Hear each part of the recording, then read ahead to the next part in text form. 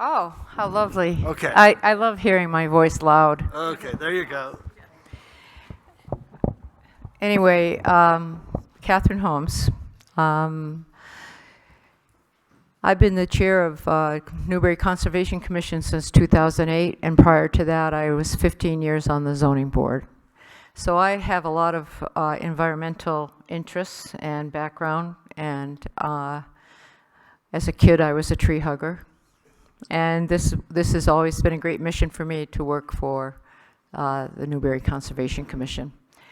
For the last year and a half, we've been very involved with Mount Sunapee. First, they were going to put in a new parking lot. And because they were going to put in a new parking lot, we had to have a site review. And on that site review, we discovered it was right by the lagoons. And we had to go and check out the lagoons. And the spray fields are right above where they're going to put the parking lot. And I'm sure you've looked at the packet that we sent you. And BB has already heard our talk. But I have two other members here. John McGee, who's also a biologist, and we have two wetland scientists and an engineer. And when they see things, they know what they're looking at. And so it was quite a horrifying experience to see one of the lagoons leaking into Beck Brook. And this was in the fall, around September of 23. And we had a meeting, then had a meeting with DNCR and showed them our pictures. And they were going to follow up, and they never have, and that's why this petition is going around. We're hoping to put some pressure on them to have a meeting. And we don't know. They've been kicking it down the road for 30 years with the problems of that lagoon. And John has his laptop with him. It's about a minute of a YouTube of the lagoons leaking. And so seeing is believing, in case you want to have some, detail. So I want to introduce John, because he wants to talk to you. Okay. John McGee. Thank you. Hi. So I'm mindful of your time, and so I don't want to go through the whole speech of everything if everyone feels that they've been, satisfactorily brought up to speed on this. Mm-hmm. But I'll just mention a couple things real quickly. Okay. One of the things is unequivocally, the dam is leaking in at least 3 spots. And when I say leaking, there's 2 ways that it's leaking. One way is there's surface water. You can walk to the site and see it. To be clear, that's seasonal. When I was out there last fall, it wasn't happening. But when I was there in May, there was water pumping right out directly into Beck Brook. And this is a location where Department of Environmental Services went out, did some sampling, and they found this 12,000 counts. It's an it's a value for E. coli, fecal bacteria, not stuff you want to drink or get in your mouth or even on your body. And for a beach, you're supposed to have it under 88. Of course, the state beach is farther downstream, but it was 12,000, so like 110, 120 times higher than what is supposed to be allowed. And then just a few days after that happened, the state beach levels were really high, and it was closed for a couple days. We don't know if Environmental Services did not sample between those 2 points, which was unfortunate that sampling didn't happen. So we don't know what exactly that connection is. Mm-hmm. But there's a lot of poopy water going directly into Beck Brook. So that's in 3 locations. It tends to be seasonal. That said, last year in 2023, we had a lot more rain throughout the summer, and those things were flowing right up until at least December. Once it snowed, I didn't go out there and look at it again. So that's one thing. I mean, unequivocal, it is leaking directly into the stream. We're also worried about overland flow from the spray fields. So they spray this water. It's probably very high nutrient, maybe has other things in there, pollutants that we don't want anywhere, especially down in the lake. And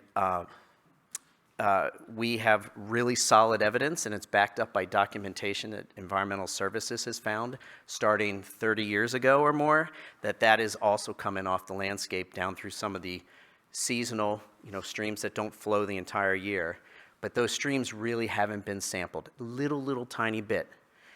And some of those data strongly suggest that there's a lot of phosphorus coming down from where the proposed parking lot 4 is going to be, where they want it. And so, I mean, if you look at all these data, and you look at all the documentation, you look at all the concerns, 30+ years of DES staff, internal communications, it paints a picture that someone should be out there doing a better assessment, we think, a better evaluation. And that we've been asking for that, and none of that's really happening. The last piece I just want to mention, and I don't want this to sound too small. Maybe it's a little smaller than the poopy water part.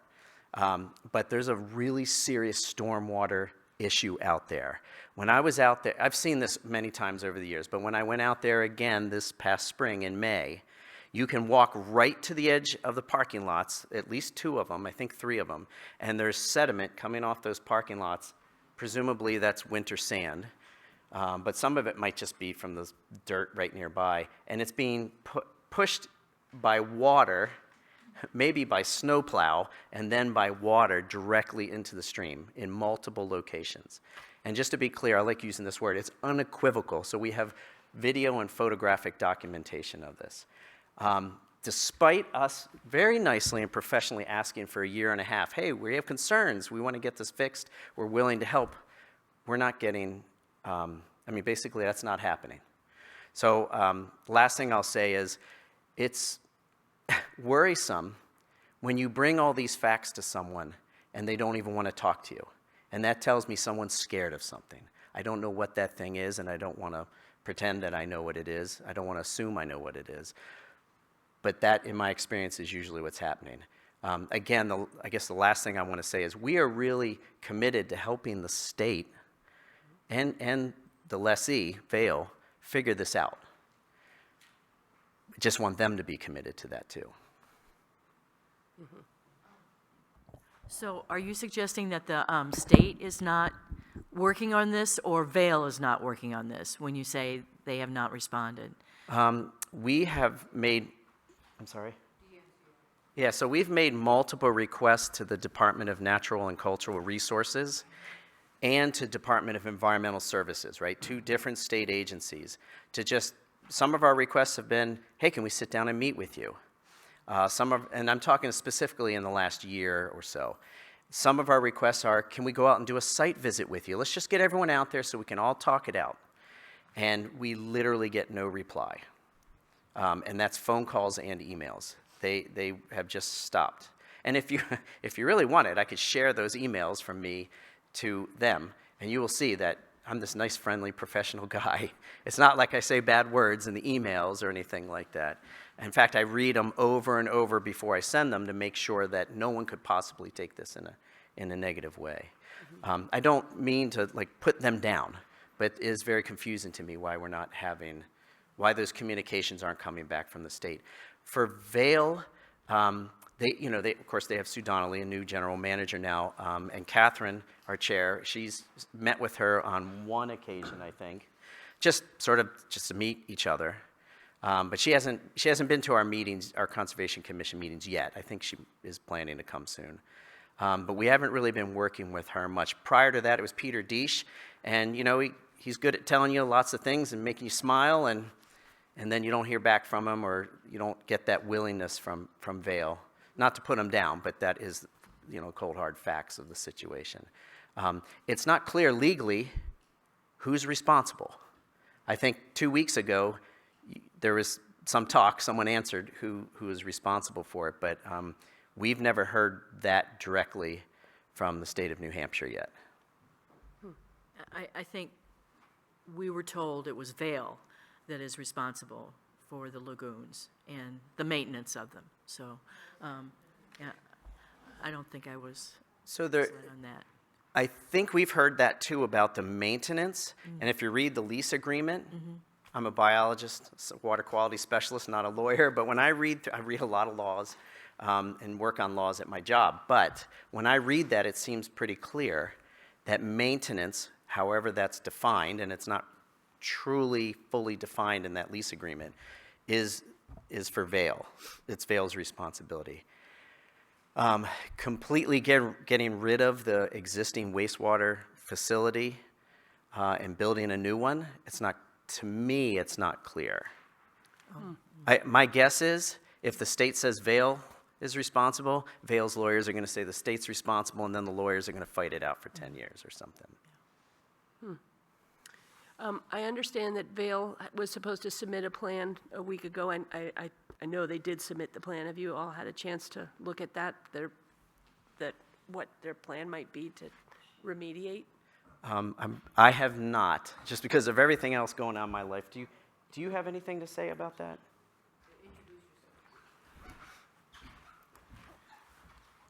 Alden Boschman from Keyland Enterprises. I'm also on the board, the Newbury Conservation Commission. I've been a land consultant for 30 years. I'm licensed as a septic designer and a wetland scientist in the state of New Hampshire. And just to, confirm what they've been saying, I mean, myself as well, I have never seen anything as bad as what we're seeing up there. And so the plan that you were referring to is actually a report. There is no actual site plan with any type of final build-out or replacement of the septic itself, just some repairs of some basic components.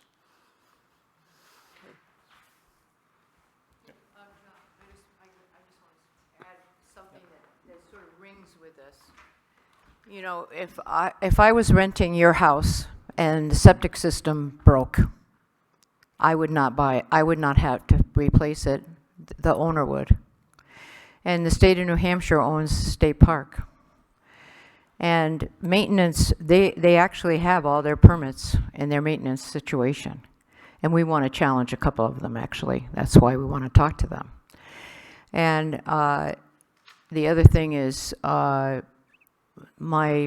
wetland scientists and biologists have been researching this and researching it, and went way back in time when even DES said the lagoons were leaking 30 years ago. So, it's time.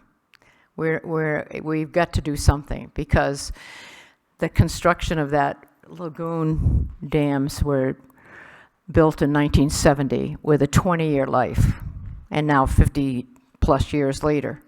So given that, it would be a horrific, catastrophic situation if it really leaked into Beck Brook and into the lake. Our economic engine would be tampered with, our beautiful lake would suffer, and the residents that love it will suffer as well. So we're on the ground level of this, actually. We want to move forward, whether and we hope maybe the petition would help. And I will say thank you for your support, and if you have any other questions, please feel free to ask us. So Catherine, would you, for at least for my benefit, describe the relationship between DNCR and DES? Is DNCR the state's sort of representative for owning the resort? No, for owning the mountain, excuse me. Right. And DES, we all here know about DES. We're the DNCR is the Recreation and Cultural Yes. Department. It used to be DRED, Right. and they oversee our parks and a Right. few other things. But DES is higher on the chart than them. That's what I wanted. Yeah. So so why are you going after DNCR as opposed to well, because challenging DES? we have filed 2 complaints with DES, but we might get a lawyer involved actually now, because we're not getting the traction, and we want it changed, and we want the pollution not to be happening. A modern septic system will contain that, take care of it. We won't have to worry about waking up and having pollution in the lake. It is kind of a curious thing, isn't it? When you think about, there's over 1,000 lakes and ponds in our state of New Hampshire, in our beautiful state. And this should be a priority to take care of. And LSPA does a great job for us on Lake Sunapee, for sure. And the state seems to be overwhelmed. I give them, I know that their department got cut very deeply, but as citizens, we have to rise up for a lot of things these days. Any questions? So I'm going to suggest that we see in the audience, are there people who want to ask the commissioners from Newbury questions, make commentary? I see our two state representatives are here. I don't know if either one of them have something they want to say about this situation. You were both very good 2 weeks ago, but there's a different audience here, so. Yeah. I feel like I talk a lot. So just, I will Karen? admit, my name is Karen Ebel. I'm the state representative from Merrimack 7, which is New London and Newbury. I was the one, so I had a conversation during a budget overview with DNCR 2 or 3 weeks ago, and I had an opportunity to speak with Sarah Stewart before it. And I asked her point blank who was responsible for the septage situation up at the mountain, and she said Vail was. Now, did I say to her, do you mean maintenance and infrastructure, or, I mean, I didn't cut it that narrowly, but she just didn't hesitate at all as to whose responsibility it was. And she seemed willing to get together, so I don't know. I think we have to figure all this stuff out, and I'm certainly willing to help make that happen. The other thing is, I don't think DES or DNCR would think one was higher than the other in the hierarchy of agencies at the state. I think the problem that DNCR has is that it's relying on DES for the approvals and oversight of the infrastructure up there. So, I mean, it's hard to know who's, where to put the pressure here, but it seems to me that Sarah Stewart is looking at DES to be the one to tell her if there's a problem. Right? I mean, that's sort of the way I feel about it, and I feel like in some ways she's backed a little bit into a corner. But I think everybody recognizes that there's a issue, and I think that there's a transparency problem here, and I think that we just have to work it out. So, I mean, I don't know what I can do, but we're going to go through the budget process. All those people are going to be there a lot, so we can talk about it. I mean, personally, what I think should be happening is now that the infrastructure plan has been submitted by the deadline, give DES maybe 2 or 3 more weeks to look at it, and they should have an advisory board meeting. I mean, that's what I would think. I don't know how those folks think, but that's just sort of where I am. And I will just share that when I spoke with Sarah Stewart, this was before February 1st, and she said, let's see if it's filed on time and what it looks like. But she, again, is looking at DES to tell her where the faults are. And Karen, what stick does Sarah Stewart have? So DES says, you got a problem. Well, is not DNCR short of money these days to Well, I mean, the take thing up its is, role as owner's representative? I mean, the thing is that this is a plan for the sewage up there, so DES is the one that decides whether they're going to approve it or not and whether it's adequate. I'm not sure that Sarah Stewart is in a position to say, okay, you guys say this is adequate, but it isn't. I mean, maybe if we keep putting pressure on her to put pressure on them, this whole interagency thing gets a little complicated as well. I don't know if that answers your question, but I think she can say, look, I am hearing a lot of concern up there. So, I mean, I'd like to see somebody from DES actually physically walk around with you guys. And I don't know what time of year it would be best to do that. But that, times. yeah, well, it just seems to me that just for you guys to be there together at the same time would make a lot of sense. I don't know whether that's happened or not. anyway. Is it okay if I? Sure, please do, John, yep. Yeah, I'll try to be quick. So we did have a site visit with them, which was really nice, back in June, maybe July of 2023. And we walked around specifically with the groundwater permitting staff. So those are the folks, the wastewater treatment system there needs a groundwater permit. And so those folks came out. And what I think, and I forgot to mention this, but one of the things that was really, I'm trying to think of the right word without being too mean, disappointing, was when we went up there, we noticed that there are wetlands right in the center, basically, of one of the spray fields. So this is where they're spraying the water. And then there's wetlands that are on the edge and go into one of the other spray fields. And when we went back, and so they are spraying, there's no question about this, directly into the spray fields. And one of us, I don't know who it was, just said, hey, can you have a permit to spray directly into a wetland, a natural wetland? And they literally never answered. They just kind of looked at us. It was awkward, to be blunt about it. I mean, I felt strange. I was like, gosh, we're having a conversation. I mean, if you say you don't know, that would have been a perfectly reasonable answer. We'll get back to you, but there was nothing. Looking back in the DES files, these are all files that you can find online if you go to the permit. There's a way to go through it. I've downloaded all of those because, God forbid, some of them all of a sudden disappear and are no longer on there. I've downloaded all those, and you go through there, there's 30 years of DES staff saying, hey, they're spraying directly into wetlands. They can't do that. But then there's no information there where there's resolution to that.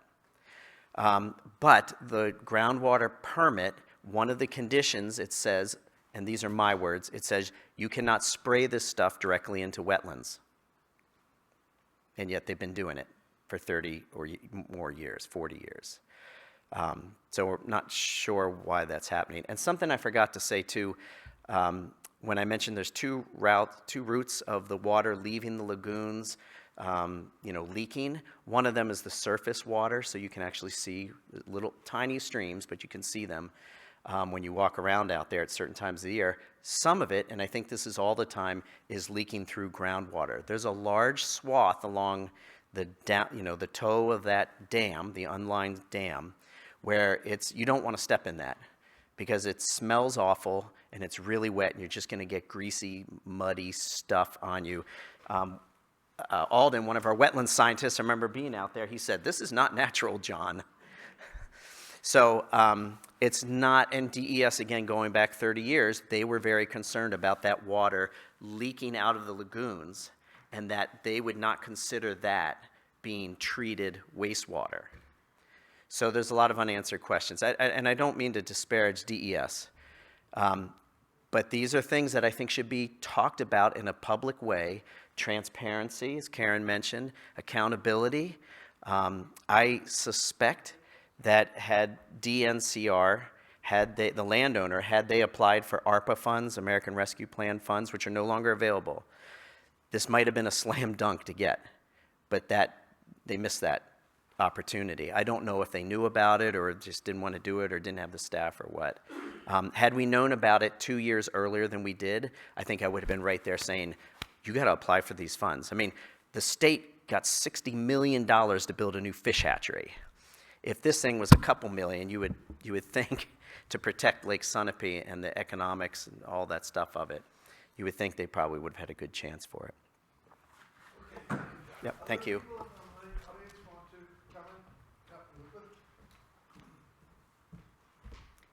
Hi, I'm Elizabeth Harper. I'm the Executive Director of the Lake Sunapee Protective Association.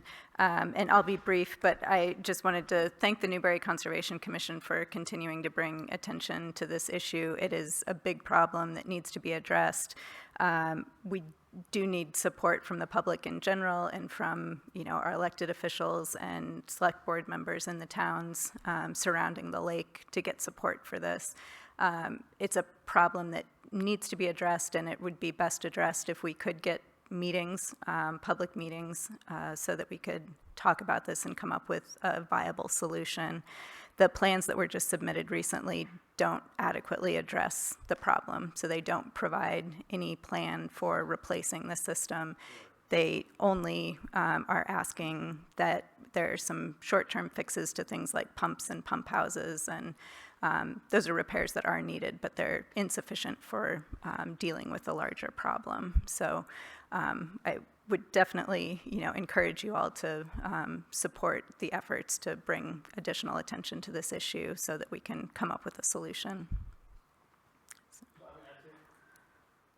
I think we're in total agreement, and we'll do whatever we can, lend our voice to it or whatever. Yep. Catherine? I just have one more quick Yes. question. And that is, I'm hearing from some New London residents who are, lake property owners about what can they do to help. They're feeling a little helpless. So what would be your recommendation for that? Yeah, I think they can reach out to their elected officials so that they know that that's important to them. They can sign petitions. I think there's interest in attending public meetings when we have them. Okay. So, yeah, that's great. Karen, you look like you want to say one more thing. Okay, thank you. I haven't discussed this with the Newbury folks or with Elizabeth. It seems to me that there should, I believe it's Sarah Stewart that can call an advisory board meeting. It seems to me that now that we have this plan from Mount Sunapee, an advisory board meeting should be called, and you guys know that there's this advisory board of stakeholders for Mount Sunapee, and DES should come and be there, and they will have this plan. And then they ought to be able to, they should take questions from the audience and talk about the situation up there. To me, that seems like the next step. I don't know about others, but That's, but as an advisory board, though, not a yeah, okay. Okay. Well, thank you. then your people could go to that. Our people. All right. Okay, well, thank you all. I mean, just let us know. Are you planning on signing our petition? Yeah. Yes, Yeah. yes. Great, and I think it tells you. You have to, Catherine, I'm sorry if you're going to. Got to use this fancy technology. I know. It's a wonderful thing. You can, I do believe it tells you to send it to Dave Rhodes, the email that's there. He's kind of chairing this, the correspondence. But here is the long document, and we went over it, and so many things in here don't make any sense. I hate to say it. It just sort of just chimes with, okay, you get a permit, and your permit, you're supposed to do a certain thing. And if it has a condition that says that you need to make a plan to replace the lagoons, that is one of the things in there. And for 2 decades, there's been no plan. This is the first one. Got it. Yeah, this is, they got it together because DES and the groundwater wanted you to, But as Alden says, it's a report, not a plan. right. Yep. But at our conservation meeting the other night, Bob Stewart, who's also on our board, wetland scientist, he'd gone through it and brought up a couple of challenges right away. So, it would be, as Karen said, a public hearing where people can ask questions based on this, and maybe it'll help. Maybe we'll get a new septic system up there. That's our goal. Kim, Thank you so much. Kim, would you all get the us a work. blank petition, and then that we'll sign it? I was just looking, I don't believe we have it here tonight, but we will do that and send it on to David Rhodes. Great. Thank you. Thank you so much for hearing us. Thanks for all of your hard work. Karen, you keep wanting to have the last word. No, I know, I have an idea, okay? I was Okay. just talking to us. I will email Sarah Stewart in the next 24 hours and say that we were all here together and we talked about it. And it seemed to me that the time had really come to, and we would encourage her to soon call an advisory board meeting.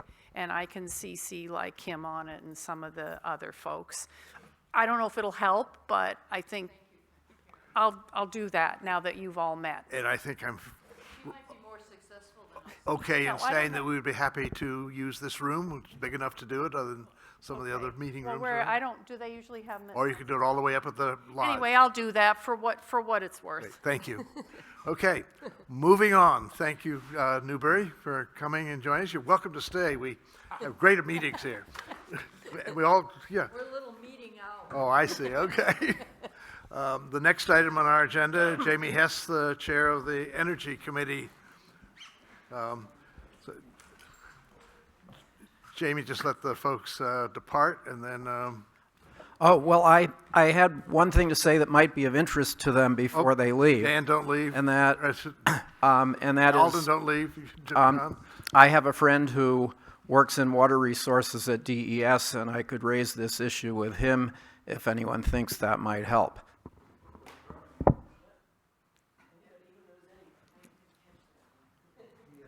You never know where the right contact's going to be the answer, so. Oh, well, maybe.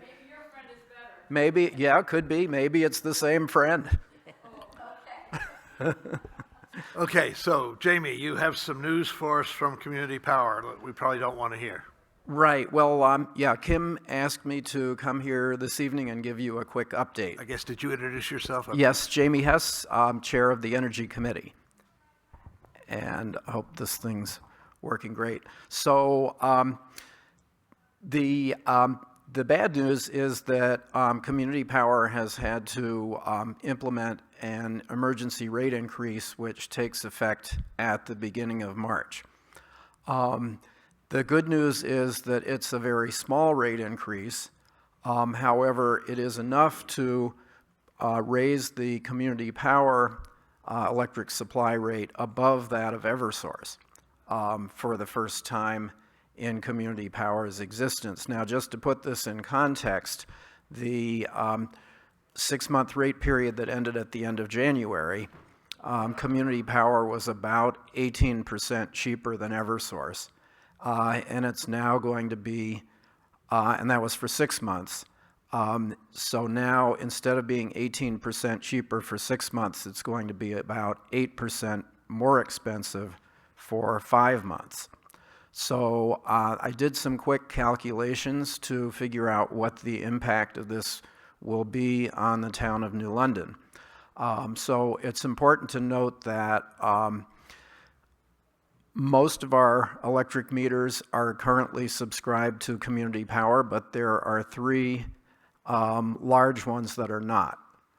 So they're going to be unaffected in the same way that we've been unable to save money on those meters. It's not going to cost us more now that the tables are turned. So the remaining meters, based on our 2024 electric consumption, it looks like this emergency rate increase is going to cost us about $1,600 or $1,700 if we stay in Community Power. And that's over 20-some electric meters.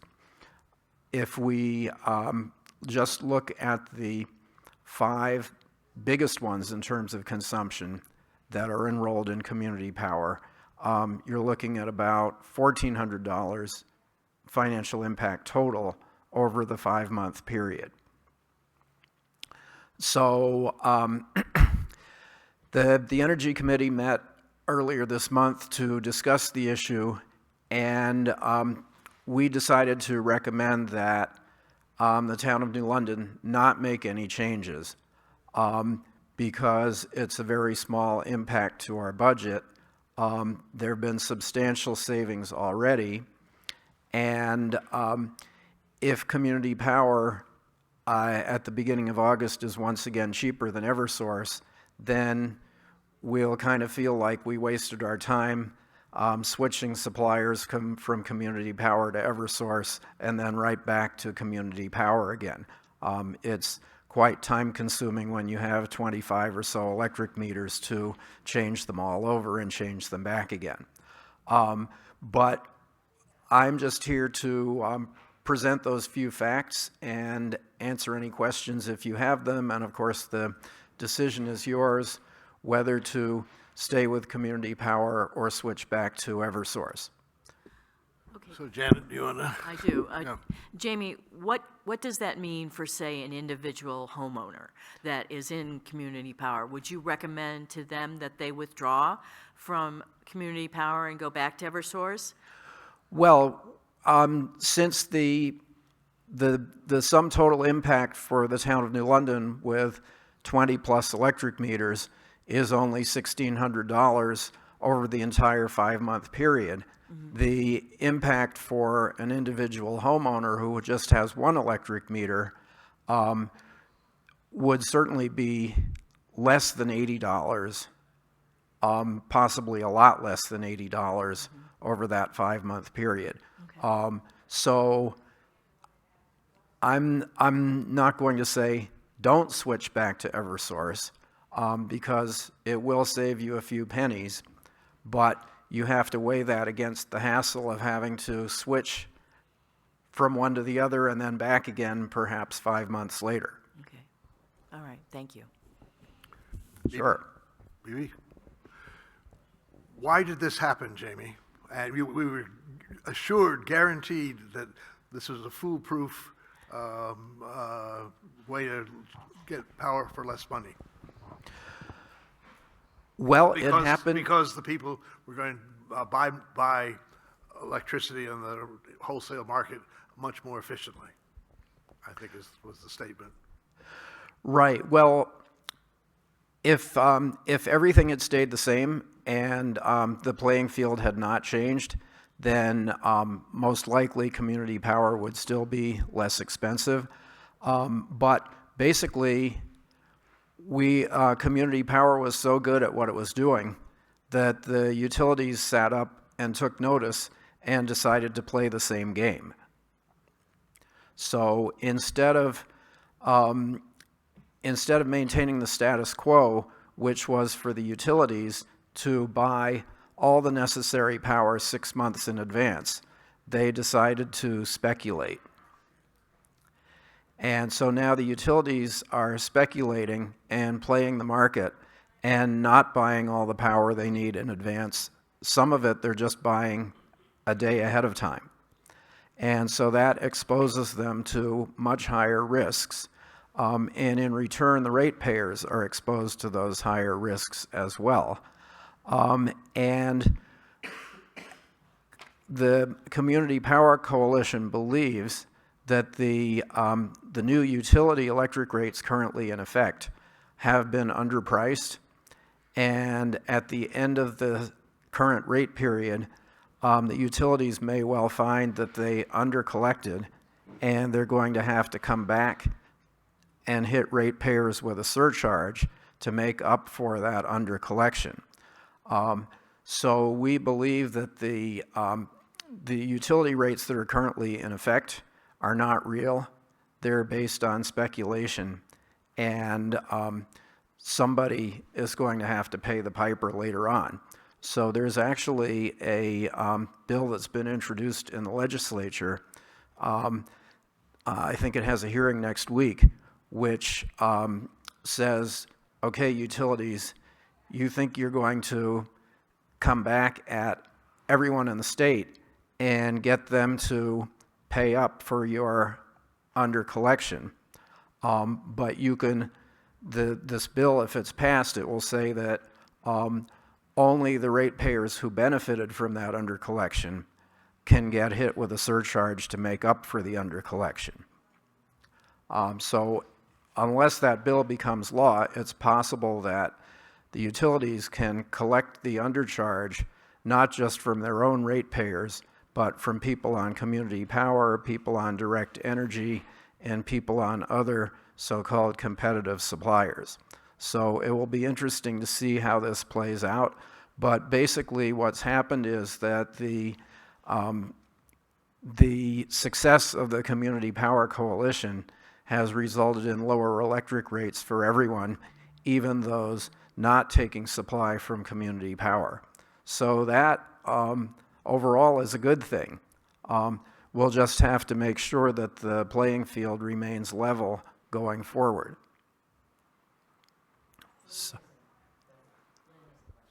Lynn? So you said that it's going to cost between $1,600 and $1,700 over the next 5 months for the accounts that are with Community Power. That's my estimate, Okay. yes. And I understand that switching 23 accounts back to Eversource and then back again is time consuming. Some of those accounts we pay $16 a month, $11 a month. What about switching some of the larger ones over? Right. And then those larger ones back again just to help mitigate that $1,600? Right. So I actually looked at that. I looked at the 5 largest accounts we have that are on Community Power, and just switching those 5 accounts would save the town $1,400, as opposed to $1,650 for doing every last one. So that certainly is an option. Okay. Comments from the audience? Colin? Say comments and questions. Don't go away, Jamie. Colin Beasley. Jamie, could you just, so we had the whole community opt in. They automatically. So the entire community was converted to Community Power. I suspect the majority of people don't appreciate and understand what does it mean when you want to go back to Eversource. And to your point, if it's only, an 8% difference now, but what's your perspective on the next rate period and your confidence level that Community Power will be less than Eversource? Or are we sitting potentially with a scenario where we've had a whole community opt into Community Power and the next year their bills could be higher than Eversource?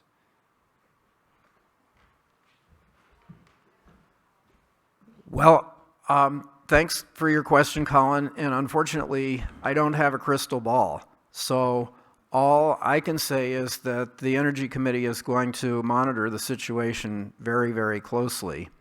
And when the next rate period begins at the beginning of August, we will know the whole picture about a month ahead of time. So last week of June, first week of July. And we can then revise our recommendations both for the town and for individual residents and businesses based on what we see happening in late June, early July. And if at that time we feel like it is advisable to switch back to Eversource, we can make the recommendation in time for everybody to be able to do that before the new rates take effect. So I can't promise that things are going to switch back and Community Power will once again be the cheapest in the state. And the only other thing I want to mention is that the 8% increase is in the supply rate, which is just one portion of your electric bill. So the overall impact on the big number at the bottom of your electric bill is more like half that, maybe 4%. And again, that's for March through July. Okay. Other questions, comments? Bill, can I just make one? Yep, Kim. Jamie, you didn't speak to the issue of solvency of Community Power. Is there any risk of insolvency of the organization if all of the customers or all the towns switch back to Eversource for these months? How does that work?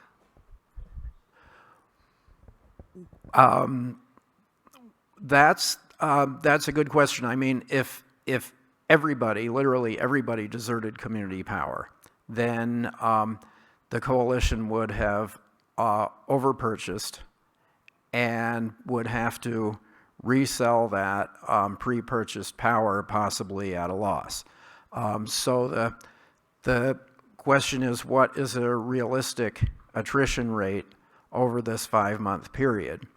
And it's felt that that attrition rate will be no more than 5 or 10%, which would not impact the solvency of Community Power at all. There are some significant reserves in the bank which are required by vendors and creditors in order for them to be willing to do business with Community Power. And those reserves are not at risk unless the attrition rate comes in, let's say, several times higher than what is forecast.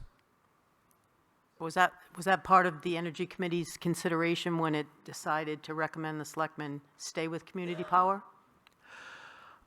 Yes, there are a lot of Community Power organizations nationwide, and some of them have been in situations where they had to raise rates higher than the utility serving their region. And so there's some historical data to back up the forecast that attrition will be minimal.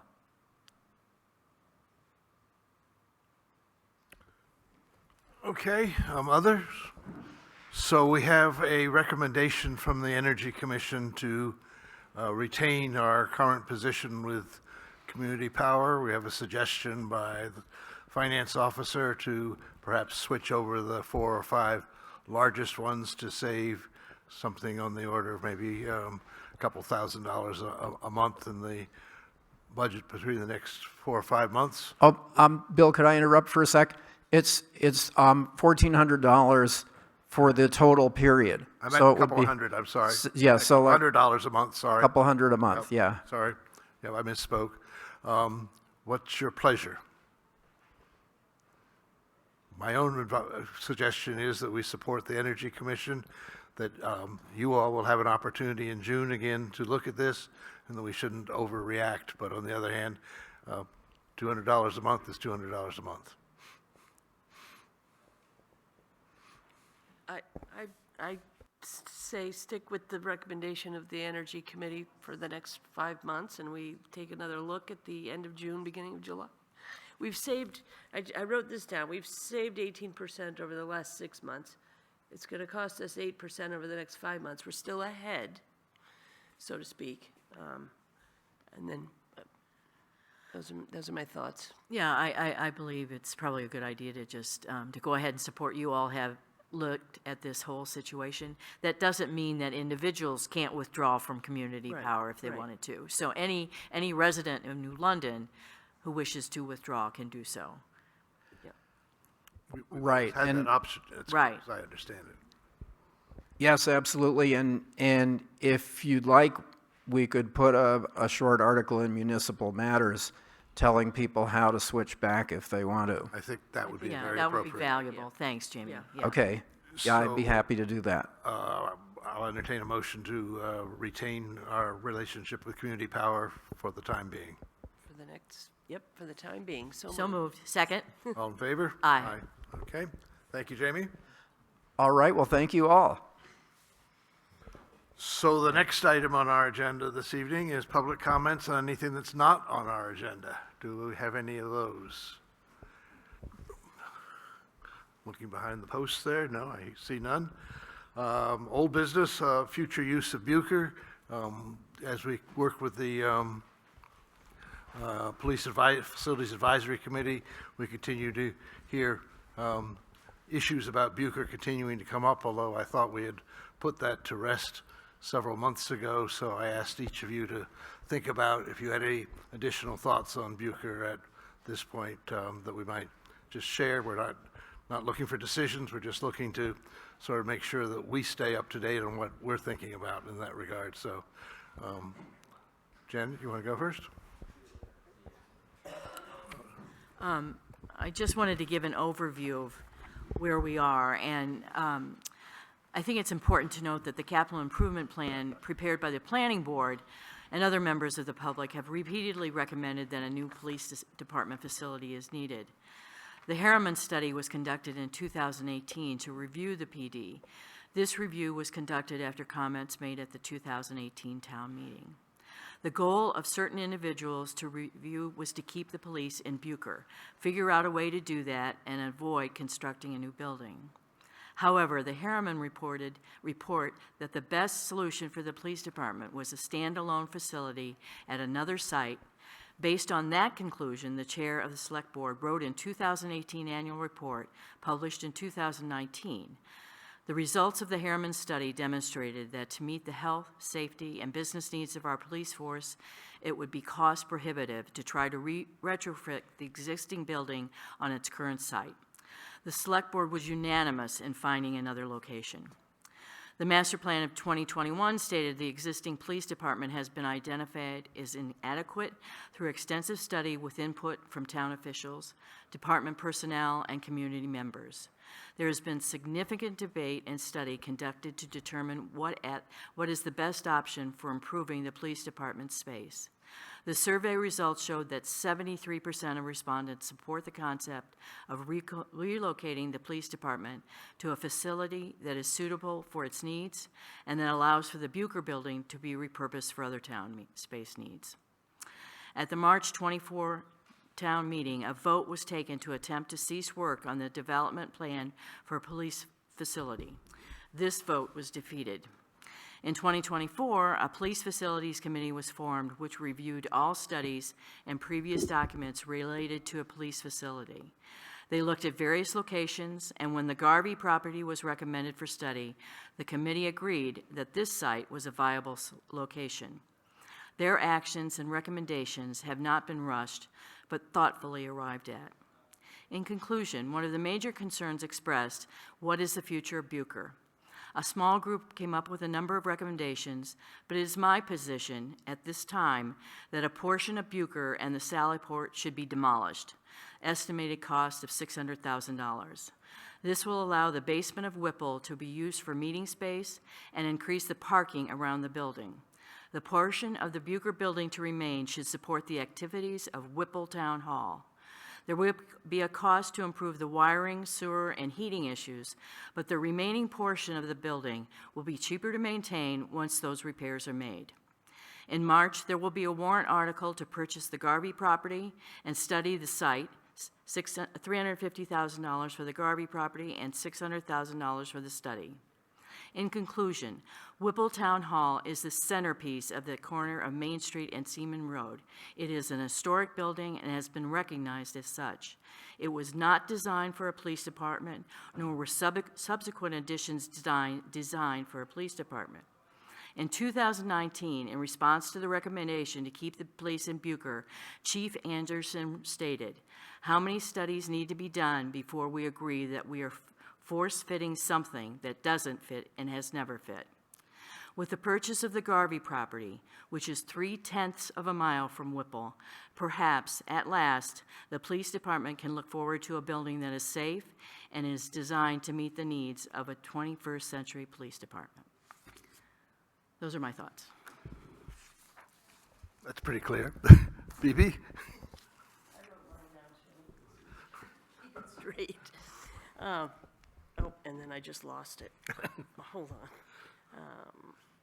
One of these days I'll learn how to do that. I know. So the way I'm looking at it, we were asked at the last town meeting to give an idea of what the cost would be to deal with the Buker building in whatever fashion if the voters supported a new police facility and the police department moved out of the building. We have discussed ways of continuing to utilize the building, and we've received an estimate of approximately $3 million to get the building back to a state where it can be used by the town or community in whatever fashion. That is not an estimate to renovate the building for the purpose of continuing to use it as a police station. That cost would be much higher. Buker still has the same limitations that it has always had: a shared driveway, an inability to build outside of the current footprint, traffic patterns on Seamans Road, and currently we're dealing with a sewage issue. It is not the best location for a police station. When people ask me why we can't just renovate it for the police department, I suggest to them that they take the tour with the chief. See what our current police officers are having to deal with. I explained the building is currently a hazardous waste site due to the sewage issue, and is certainly not an ideal work environment for our police and communications center staff. We are not making a decision tonight. We will continue to have conversations around what to do with Buker. Even with an ideal timeline, construction on a new police facility will likely not begin for another 3 years. The school district took a very long time to decide what to finally tear down the old 1941 building. I hope we can come to a decision sooner rather than later. But in the meantime, I believe we've given the voters the numbers as well as ideas of what to do with the Buker besides a police station, and it will be up to the voters to decide. Oh, okay, thank you. I hadn't thought about the 1941 building. That was a saga, wasn't it? Mm-hmm. So I actually, back maybe 3 weeks ago now, had breakfast with Colin. And afterwards, well, you can imagine that the discussion revolved around a new police station and other topics and so on. It was a very productive discussion, I think we both felt. But at the end, I just sent Colin a note summarizing some of the thoughts that I'd had at that breakfast, and it was more a dialogue at the time. And so just let me read you 2 paragraphs of my note back to Colin, which summarizes where I was on Monday, January 27th. Perhaps more important than the other things that we had talked about was my acknowledgement that with the emptying and reuse of the Whipple basement, which is about 1,400 square feet, use of the Crook Room for office space in the Academy building, which is still work in process, and some amount of additional meeting space in new police facility, I do not believe there's a need for other town office space. So that was a critical change in my thinking over the time, and as many of the things we have done, our thinking has evolved, shall we say. That said, and this is just a quote, I do believe that the most viable disposition of the Buker building now is to demolish most of the structure, as Harriman suggested in 2018, creating some additional parking for Whipple and reducing the amount of debt financing that would be required for that part of the project, which, if you recall my numbers from several months ago now, includes some $3+ million of use of debt capacity there. I don't suggest that be used for the police station, but I do suggest that it provides more latitude for people who are concerned about that. So I'm on record with Colin of favoring demolishing most of the structure. This, of course, will be a decision that a town meeting will make in the future, and I won't be here to make a recommendation. But as of February 13th, my clear thought is that the Buker building had its time, and it's time for it to go, or most of it to go, not the part back here where the corridor is and the restrooms. I'd like to retain the restrooms.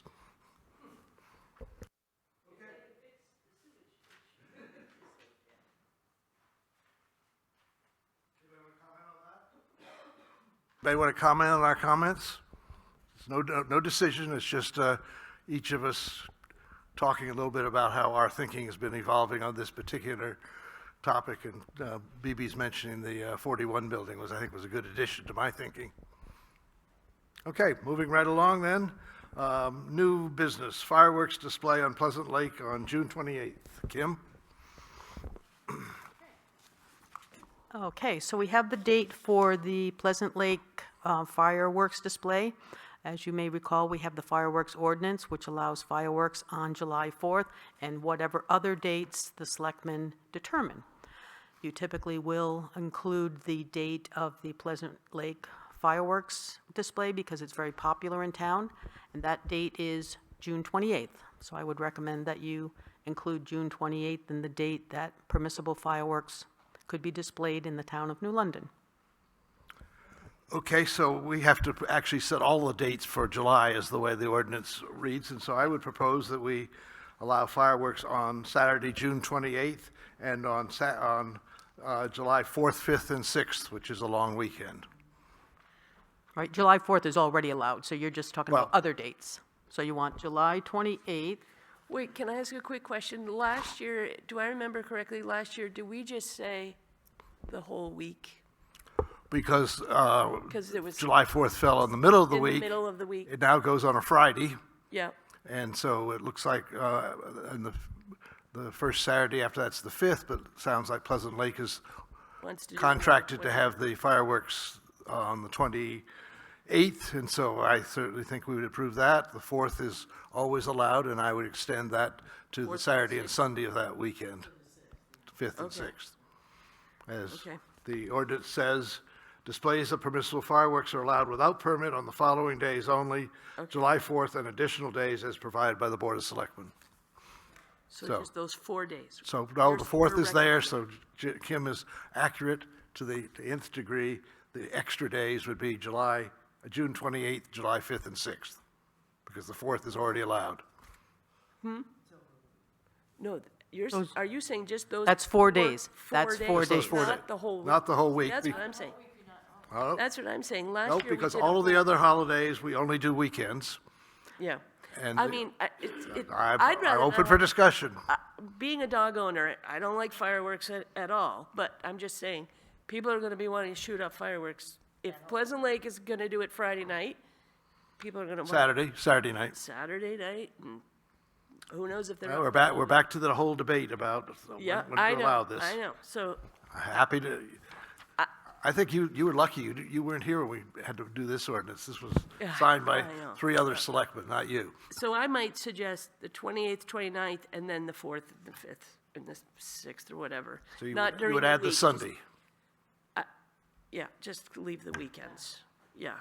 28, 29, 5, and 6. There you, Yep. 4, 5, and So then we'll have 5 days. yeah, 5 days, yep. yeah, Is that a motion? so moved. Janet?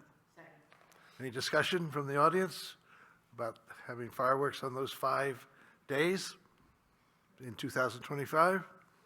All in favor? Aye.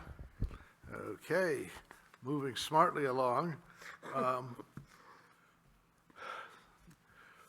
Back a couple of weeks ago, Lou, who's here, made some comments at the Budget Committee meeting regarding the question about whether or not the town had a adequate cohesive master plan, were the words you used. And then the discussion, if you listen to the tape that's on January 30th, the word strategic got thrown in there by some other people. And I thought it might just be useful for us to stop and pause for a moment. Janet already just did some history there about master plans and so on. But we have a lot of plans, strategic plans, cohesive plans, CIPs, and so on. And maybe it's because I'm getting ready to go sit out in the audience pretty soon. It just seems to me that the current master plan serves as a guide to the town departments, boards, and committees in their work and recommended areas of focus. It doesn't have any money in it, right? The master plan also suggests periodic updates of some sections of it might be appropriate, not instead of waiting every 5 to 10 years. And we certainly have had events like COVID and terrorism and contamination all come along that might affect things. So we might want to at least suggest to the planning board that they might in the next year or so want to update some sections of the master plan, and certainly the work of the Housing Commission might address that also. They're about to have another major chapter in their HOP grant discussion with the town on April 5th. But it also seemed to me that all of those things are missing the numbers, which is one of the things I think was probably being talked about at the Budget Committee by Lou, and Karen brought some of that up also. And I was thinking we might ask the planning board to take a tighter look at the CIP in the coming year. It's usually a committee made up of planning board and budget committee members, but with specific attention to some of the non-capital financial issues that are out there, because the CIP, in fact, is a multi-year financial plan. What it doesn't include are things like the expansion of the fire force. And we haven't, besides our hard assets, we've been doing our budget stuff, we've talked about how important people are. So we might ask the CIP group to expand its, or you might ask the CIP group to expand its work a little bit to include thoughts about where we're going with our people resources also. But the combination of the master plan, the ability to update it, the fact that it is a very comprehensive 3-year process suggests to me we do have a plan of one sort. What's just missing are numbers, but the CIP has the numbers. So if we could just work a little bit harder on that in the coming year, that might satisfy things. I think trying to create yet another planning group or planning exercise just is bureaucracy, frankly. But so that was just, I had my thoughts written down here after Lou made the comment on the January 30th. That's it. That's why it's on the agenda tonight. I probably, in my last couple of meetings, will have other sort of farewell comments that I want to make, but that's it for tonight. Lou, do you want to speak on it?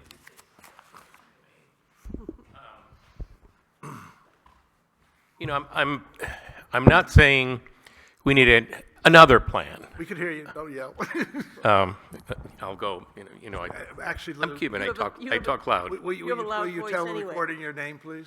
Oh, I'm Lou Bode. I'm a member of the Budget Committee and also your trustworthy Emergency Management Director and, the Citizens Committee, et cetera. But I'm not saying another plan. What I am saying, both in business and in government, the concept of strategic planning has gone on.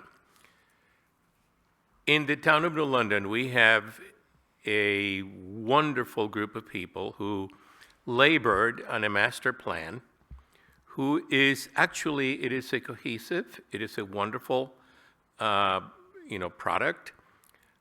It iterates a vision, it iterates parts of missions. It does have action items, I think it's on page 31 and 32 of the plan. And I'm not saying that there needs to be just another plan. What I'm saying is that you can take this master plan and ascribe to it goals, objectives, and metrics that will have, as a result, a rail for the Budget Committee and other committees to go on under the vision of the Board of Selectmen. Right now, probably my tenure as a member of the Budget Committee has been that we meet every year and we're like, okay, what are we going to do? And we do the same thing and we sort of end up starting from scratch. Whereas, if there was a cohesive, strategic plan that took into it the wonderful work that, for example, the Housing Commission has done in projecting the population, that took into consideration what the Conservation Commission has done and other committees have done, we could look at a picture of New London 5, 10, 15, or 20 years down the road, and we could say, what do we want? If we are going to have X number of people, X number of growth, let's plan for it. Do we need a park? Do we need a dog park? Do we need an addition to, to our, what kind of additions do we need to our business community to ensure that we meet the expectations of our citizens? That is what I would consider to be a strategic plan. Doesn't have to be just one plan on top of another plan on top of another plan. It is a plan from which, gathered by, where the Board of Selectmen iterates their vision that serves as a guidance for all the other departments and all the other parts of our town to look at what needs to be done in both budgetary, physical, and moral purposes and actions of this town. And these would be iterated on a yearly and 5-year and 10-year basis. So Lou, all I was proposing was that happened, but that, rather than setting up yet another process, that be done under the aegis of the CIP group, which already has representatives of the Selectmen, the Budget Committee, and the Planning Board there. So, just to clarify, the Selectmen would be part of that process also, or have been in recent years, but, You but with more of a focus that you are talking about. Yeah, it would be a focus of, and again, you know, as a budget committee, we're looking at the budget. But when you look at the CIP, when you look at, for example, and you probably should include the work of the, the work of the Housing Commission, because that is that would be one of our number one priorities. If we're going to grow, up to what point can we grow without having diminished resources and diminished expectations, because we can't house the people that will ensure that we can go forward into the future. So I don't think we're speaking different languages. I think we are looking at probably the same process that needs to be tweaked to make sure that we have metrics that will follow on 5-10 years. And yes, it can be updated. And if something different happens, it can be updated too. I'm not, and again, both of my careers, as you know, in the, first one in the military, and again, I'm talking at a nosebleed level. You look at what the national military strategy is, and then even the most minute expense on a military base for the number of pencils has to obey a particular item, a particular metric in the plans that we have. And if it doesn't meet that, you don't do it. Either one of you want to comment on this, or just take it under advisement for, Under advisement, yep. A lot to once process. you get a new colleague, you can talk about it, right? We're in the budget committee, as you know, we've got people who agree and disagree on many of the issues. But one of the things that I think we do agree is on the need for a more factual and more integrated strategic planning process that will actually allow the budget committee to serve the people and also the needs of the select board.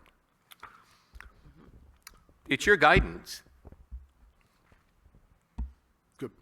Thank you, Lou. It's a pleasure. Thank you for giving me the opportunity to speak up. Okay, we're moving right along here. Request for a New London Cleanup Day on May 3rd. The only thing I can tell you is the Waste Committee is having a styrofoam collection day event that day, but I don't see why that should be any different, why that should get in the way. People go down to the DPW and drop off their styrofoam for 2 hours. That shouldn't get in the way of that activity that day. Do you know when graduation is? It's the following week, apparently. Okay, good. Okay, The Waste Committee looked at that when it was setting these dates, yep. okay. No, I'm good with it. Okay, do we need to do anything other than that? You're cool. Okay, Kim, your report. Okay. So we have a note that was sent to the New London Public Works Department. It's short, so I'll read it to you.